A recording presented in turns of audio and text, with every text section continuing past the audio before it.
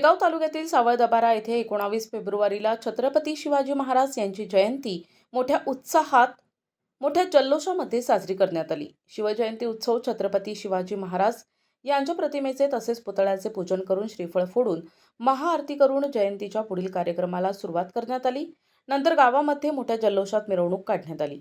शिवजयंती मिरवणुकीदरम्यान महाराणा प्रताप यांच्या प्रतिमेचे पूजन करून पुष्पहार अर्पण करण्यात आला। त्यानंतर विश्वरत्न डॉक्टर बाबासाहेब आंबेडकर यांच्या पुतळ्याचे पूजन करून पुष्पहार अर्पण करण्यात आला। तसेच अहिल्यादेवी होळकर यांच्या पुतळ्याचे पूजन करून पुष्पहार अर्पण करण्यात आला। त्यानंतर शिवसेना पाटी चौकामध्ये छत्रपती संभाजी महाराज यांच्या प्रतिमेचे पूजन करून श्रीफळ फोडून पुष्पहार अर्पण करून आरती करण्यात आली।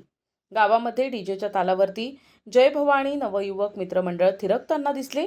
यावेळेस महाराजांच्या शिवजयंतीमध्ये गावातील प्रतिष्ठित नागरिक, नेते, पुढारी मंडळी, पत्रकार, नवयुवक मोठ्या संख्येने उपस्थित होते।